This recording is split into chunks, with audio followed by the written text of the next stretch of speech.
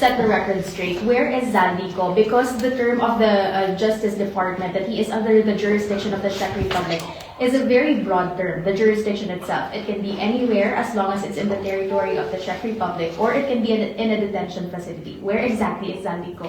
That is something that, on that question, I have no specific answer yet as of now. Why, sir? I have no relevant and validated information as to that fact. So, I don't want to speculate, diba? As in that will lead to misinformation or disinformation. So, hanggat hindi po natatapos yung pakikipagpulong ng inyong lingkod sa Czech authorities, sa representative ng Czech authorities, hindi ko ako makakapagbigay ng pahayag. Sir, so what was the basis for the Philippines to say that he is still in jurisdiction when in fact we don't know yet where exactly the former lawmaker is? Ito po ay batay po doon sa mga impormasyon na available po sa amin bago po kami bumiyahe dito. Sir, so nire-relay lang ng Czech authorities na siya ay nasa under jurisdiction wherever that jurisdiction may be? Ito po ay ang nauna na nga po, ang unang pakikipag-ugnayan na nakalap natin ay mula dun sa mga immigration counterparts at saka yung police counterparts ng ating mga iba't ibang ahensya sa Pilipinas.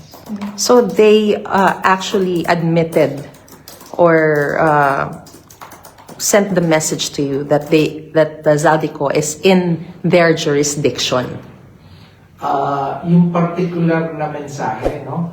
Nirelay lang po sa atin ng ating immigration authorities at ng ating pong PCTC sa inyong lingkod. Sir, question po. Sa ilalim po at least ng Philippine laws, kapag merong na-apprehend sa border, let's say, na walang enough travel documents, the policy is, or the protocol is for them to notify the country of origin or nationality for them to extend assistance to Zaldico. I'm guessing that's how the Philippines got wind that Zaldico was arrested. Did Zaldico refuse the aid of the Philippines in dealing with that situation in the border? I don't want to speculate on that kasi specifically what we got the information is from the immigration and the police authorities. Ano po ang Ano po ang marching order sa inyo ni Pangulong Bongbong Marcos dito sa particular visit na ito? Okay. Particular visit. Alamin yung i-validate, i-verify lahat ng dumating na informasyon. Siyempre, ang pinaka-ultimate objective, di ba? Kailan at paano may uuwi ang akusado ng si former Congressman Zaldico. At pangatlo, ito, tingnan din natin ang mas malalim is, paano natin mapapaliit yung mundo, yung pag-aralan, ang sistema. Kasi dito, di ba, sa European Union, borderless sila. Diba? Very porous yung kanilang mga borders. And they've also a peculiar system on data privacy and their system of dealing with these types of cases. So, mas malalim na pag-aaral sa mga bagay na to para matiyak natin na yung mga ginagawa ng ating iba't ibang ahensya ay nakakatugon doon sa pangangailangan nito. Na yung pag-submit, pag-request halimbawa ng red notice, mas kompleto, yung mga dokumento na galing kailangan sa Office of the Ombudsman, galing sa DOJ, galing sa kinaakulang korte, di ba? Ay kompleto para mas mapabilis natin yung proseso. May I get an update on the application for a red notice with the Interpol? I understand from Secretary John Vic Remulla, the application was submitted way back in November. Yes. So up to now daw po wala pang red notice. Meron pa po ba tayong na follow-up na ginagawa? At ano na po yung update nito? Because I understand from the international migration expert that we talked to, even if we don't have an extradition treaty with Czech Republic, kapag may dumating na Interpol or red notice from the Interpol at pag-aralan na to ng Czech authorities, pwede nang pag-usapan yung criminal liability niya. Because right now, the violation is just administrative immigration law.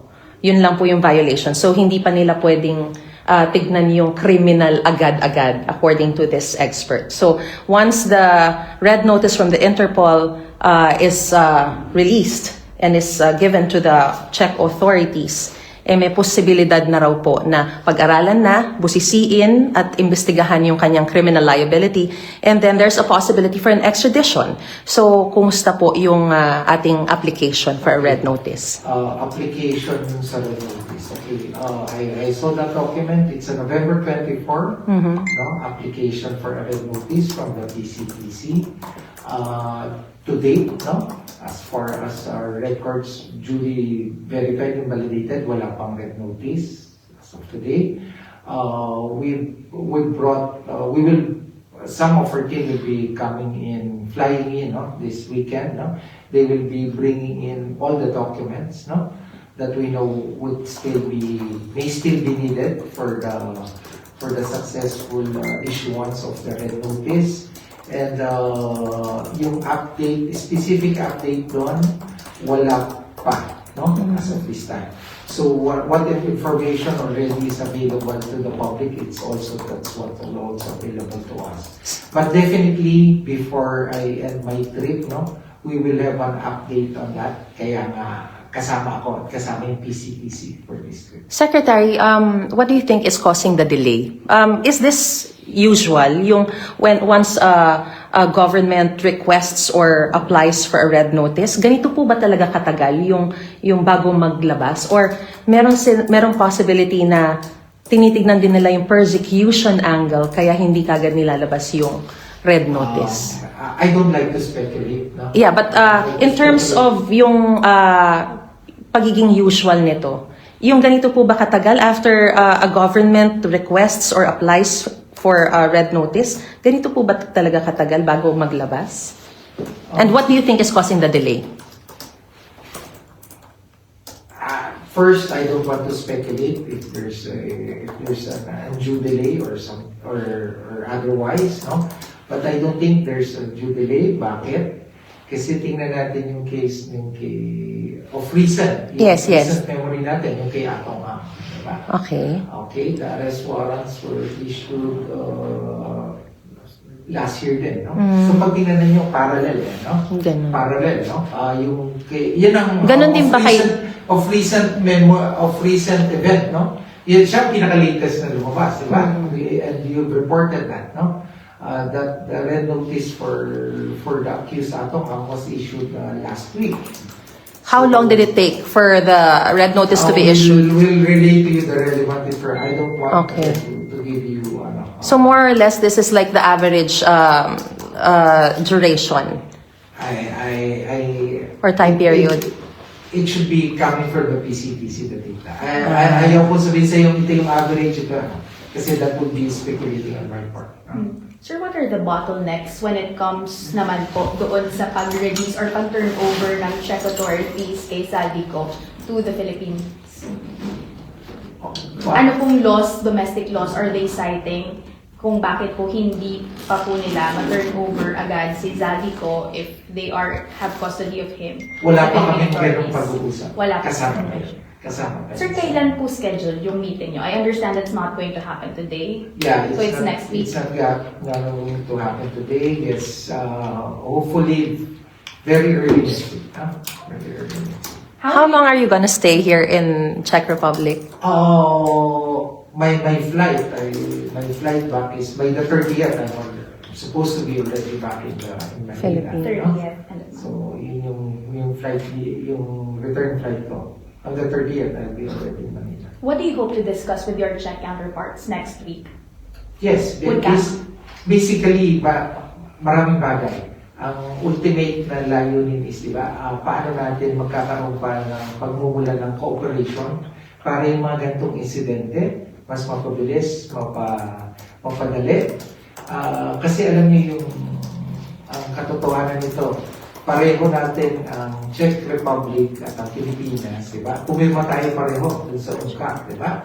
United Nations Convention Against Corruption. Ibig sabihin nito, maliwanag, nagkakaintindihan tayo. It's a universal truth, di ba? Na pareho tayo, galit tayo sa corruption.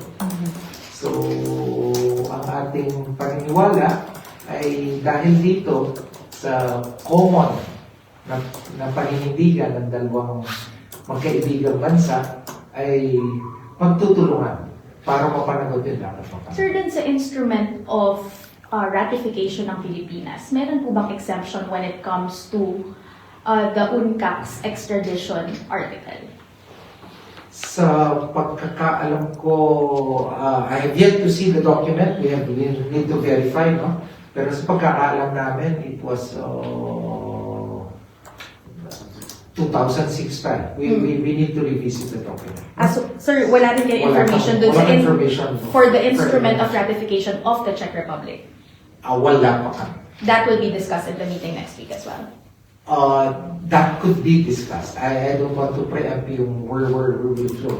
But basically, the general scheme of the discussion would be paano maaayos yung yung ganitong sitwasyon, di ba? Yung Hindi pagpapa- lamang pag-aayos ng ganitong sitwasyon, paglalatag ng isang proseso, hindi lamang yung para kay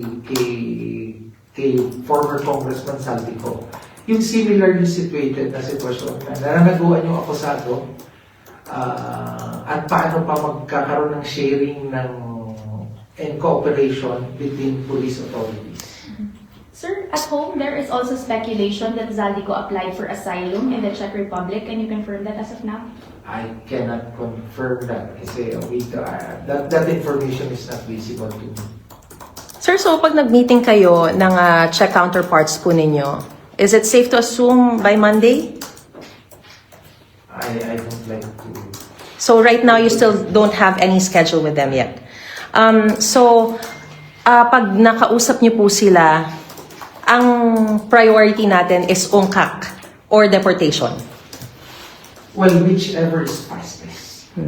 Whichever is fastest. No, whichever is legally feasible and fastest for us. Because at the end of the day, we want the accused to face, diba, the jurisdiction of the civilian body. Do you aim to be escorting him back home to the Philippines once you return to the Philippines on the 30th? I need to check with law enforcement parameters, no? With the law enforcement parameters, with law enforcement agencies.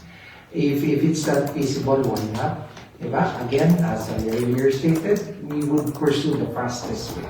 Kung hindi po mangyari yon, what will be your fallback? We follow the process. Again, we respect kasi yung process, no? Yung legal processes. We don't want to preempt any of the Czech Republic's decision or the EU's decision or any authority. This is really in recognition of them having their own system. Ano po mensahe niyo dun sa mga nagsasabi na fake news ang aresto o pagkaka-detain kay Zaldico? Let's verify the facts, di ba? Let's verify the facts.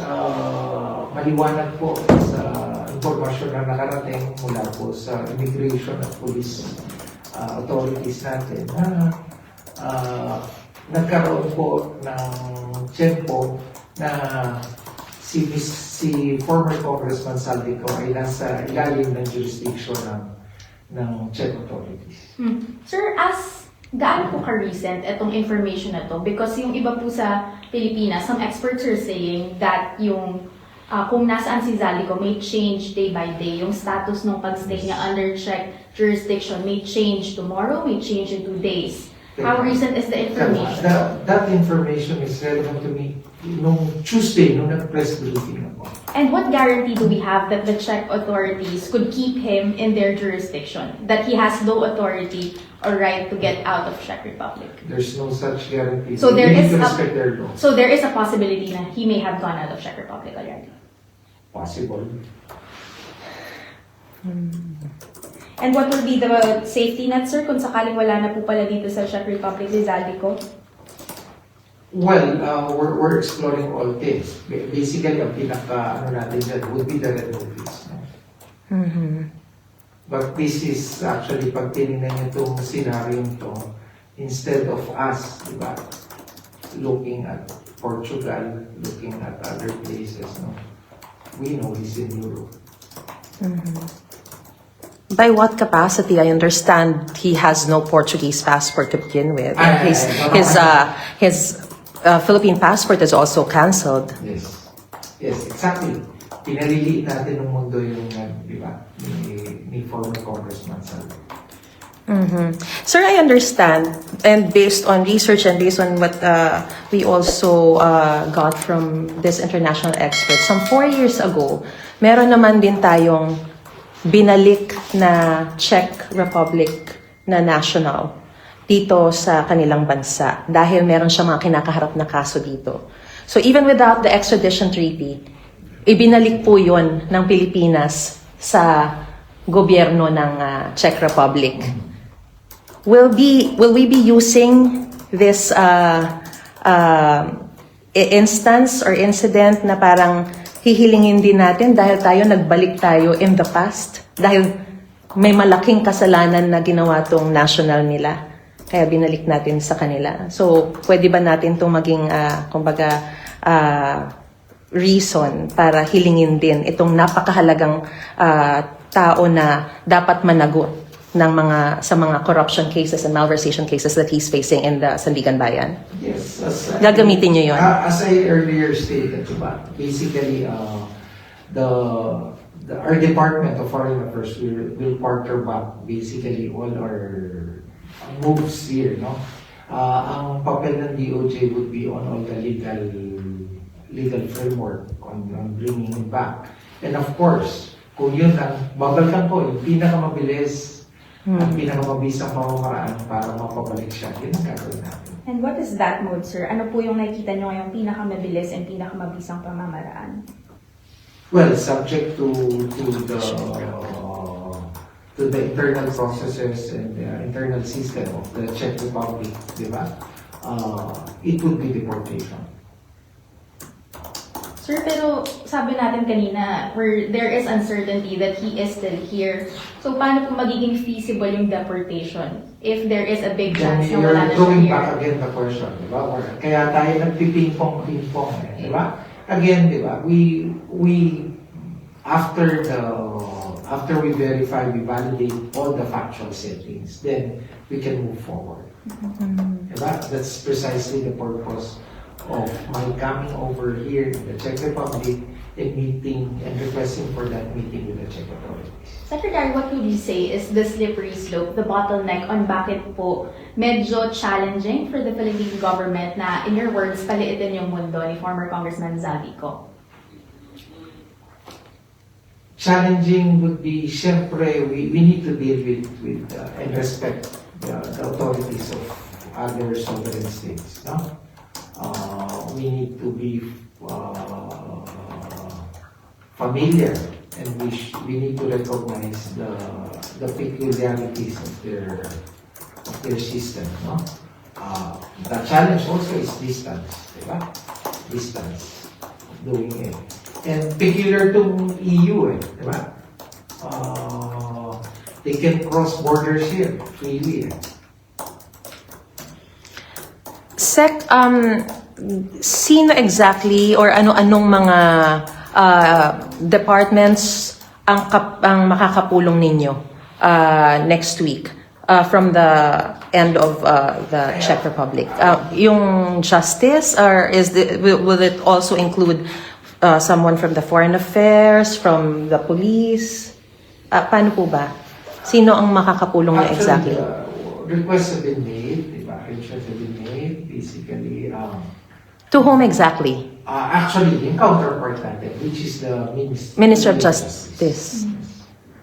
Secretary, the Interior Secretary earlier said na Zaldico may be home in 3 weeks. Can you deliver based on that timeline of the Interior Secretary? As I also stated earlier during the Tuesday briefing, diba? I don't want to preempt, diba? Kasi I don't want to give that message to the Czech authorities that there's a deadline being imposed on them. We respect their system. We respect their processes. Was there already an answer or response to your request to meet with For them? the meeting, ina-arrange pa, pina-finalize pa. But we're really, I think the embassy here is working for that to happen. I think it will happen. Kasi magkaibigan po tayo. Magkaibigan po tayo ng Czech Republic. Tulad na nabanggit nyo, may mga request sila sa atin. Bigyan. bibigyan natin sila. And sinabi ko rin, di ba, para maunawaan din ng lahat, di ba? Pareho tayong signatory dun sa UNCAP, di ba? Ayaw din nila na pag may nananaguan na Czech national sa Pilipinas, ay hindi rin mapapaharap sa batas, di ba? Hindi rin mananagot. What message are you sending with your visit here in Czech Republic? Well, first and foremost, this is a priority of the Philippine government. Second, di ba, this is really an opportunity for the Philippine government to study, to evaluate things and ways we can improve on the processes. Kasi di ba, nabanggit ko rin kanina, November tayo nag-start, now is it's middle April. No? Ang part ng, kaya kasama ko si Attorney Dennis, no, is basically to study yung binabanggit niya na saan tayo nababalahaw, saan nag-ano. Not only for the case of former Congressman Saltico, but basically to ensure that it will not be an opportunity for those who would like to escape, di ba, accountability, na, di ba, the European Union. Kasi we know, we have partner countries here, we have friendly countries here who are similarly minded, di ba? So, yun yung pinakamaliwanag na mensahe dito. Diba? Aayusin natin. Para yung gantong situation, hindi na problema. Hindi na problema. Gaano kahirap ito para sa inyo, itong mission ninyo dito sa Czech Republic? Mahirap kasi siya kung hindi ka determinado. Pero madali lang lahat to. Madali, hindi dahil madali ang gagawin. Madali dahil maliwanag yung objective. Diba? Mapanagot natin sa batas. Yung dapat mo natin. Sir, linawin ko lang po, the Philippines has already canceled Zalico's Philippine passport. GMA reported that according to the Portuguese embassy, he also doesn't have a Portuguese passport. Do we have information kung ano po yung travel document na ginagamit niya to go around Europe? That is something we need to validate. But based on sa transmittal on the police authorities and yung kaninang nag-relate ko sa inyo, he was using an expired passport. Of the Philippines? Yeah. He was holding on to an expired passport. Do we have any information kung meron siyang golden visa? I think one of you said that, no? That you verified. Wala sa akin, hindi visible sa akin. But yeah, that based on your verification, but I cannot say that hindi ko source yun. Sir, Sige. Go ahead. anong rationale, sir, ng pag-announce po ni President BBM nung ito pong situation about former congressman ko? Kung ito meron pong mga situation na kailangan pa palang pag-aralan yung procedures ng Czech law, ano ba yung rationale na pag-announce na yun? Hindi po ba napasama or na parang na-jinx na... Hindi na-change, din ang masama. Bakit? Kasi nakita niyo nung nag-announce si Presidente, nag-announce si Secretary Jandy, ang atensyon at focus ng sambayan ng Pilipino na doon. Kasi nakita niyo, ano ba eh, top of mind ng Pilipino eh. Diba? At nais din parating, diba? Ng DOJ, lalo na ng DOJ, diba? Na pag ganito ang bagay, na masidhi yung pagnanasa ng sambayan ng Pilipino, eh, ano kami, Department of Justice nyo kami. Di dapat nakilos namin para sa bayan ng Pilipino. Kaya narito ang inyong lingkod, di ba? Narito kami ni Attorney Dennis, di ba? Para may pakita na, kasi nakita nyo yung announcement na yun, nag-trigger, di ba? Ang taas yung traction natin dito. So, ang Department of Justice ay DOJ ng sambayan ng Pilipino. So, ito ang sining gusto ng sambayan ng Pilipino, ito talaga. Sir, just for the record, sabi po ni Attorney Harry Roque, ang laki raw po ng ano ninyo, delegation ninyo, at junket lang daw po ang pagpunta nyo rito. Oo, hindi pa nga ako. Wala pa akong tulog si Secretary at si Attorney Dennis, no? Hindi po junket. Secretary? Para po ito servisyo po para sa ating mga mama. Okay, Secretary, you mentioned po na masidhi yung pagnanasa ng mga Pilipino. Interest is very high.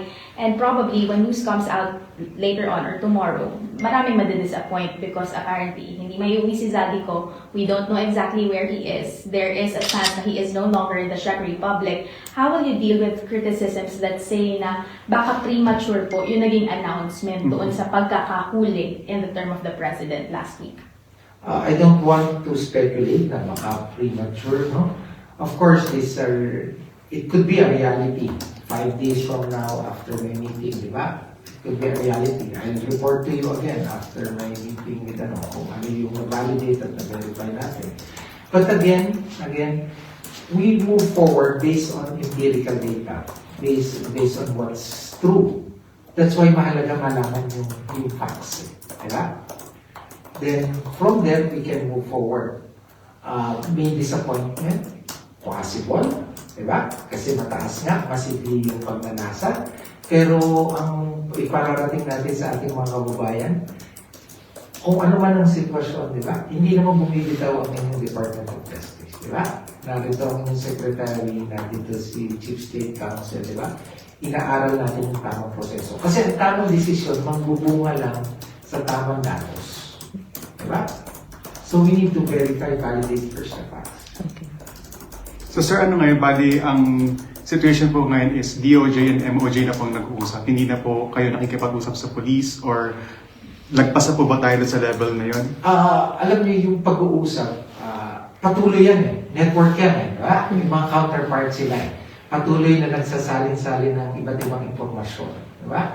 Ang masasabi ko lang, yung sa level ng ang engagement na gusto ng Department of Justice is with the Ministry of Justice. Kasi yung counterpart ng Ready po ba sir tayo? Kasi according to our, yung na-interview namin na Czech migration experts, this could take at least within 180 days and then it could last for a year or more than a year.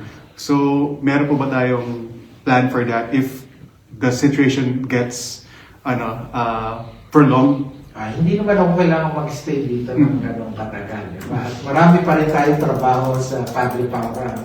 Patuloy naman at narito naman ang may iba't ibang pamamaraan. No? Pero kung ano man yung senaryo, tulad ng sinabi ko, handa ba tayo?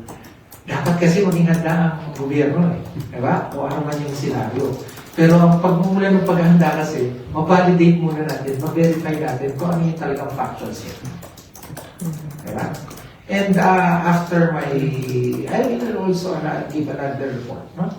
Another report. Sir, next week pa yung yung meeting. Ano po yung plans niyo over the weekend for tomorrow and Sunday? What will you be busy with? What will you be up to? We will have some meetings also, no? Some law enforcement concerns, no? On my part, we have side meetings, no? I also plan to go to church on Sunday, no? And sabi ni Ambassador, may mga Filipino churchgoers tayo, so I want to meet some of them. And gusto ko rin mag-uwi ng Santo Niño. At ayun, kasi alam niyo naman, sa Panginoon walang imposible, kaya kapit lang tayo, diba? Pag nandiyan pa sa Santo Niño. So, mahalagang mensahe sa ating mga kababayan, narito po ang inyong Department of Justice, di ba? Kami po ay tumutugon sa inyong pangangailangan, sa inyong kagustuhan, lahat sa ilalim ng bumabalot na konsepto ng rule of law. So, ang konsepto nito, mapanagot din dapat mapanagot at mapaharap sila dun sa kanilang nasasaktan na kaso. Okay. So, maraming salamat po. Thank you. Can we ask the ambassador po ba? Can we ask for some information? Of course, nag-brief lang si Secretary Vidal. Siya ko ang pinaka-senior na government representative sa aking pagpatulong. I just want to assure that the embassy is supporting the efforts of the Secretary of Justice on his objectives during this visit to the Czech Republic. Ambassador, I understand that you have been, the Ministry of Justice here has been coordinating with the embassy in-instruction siya huwag na sumagot.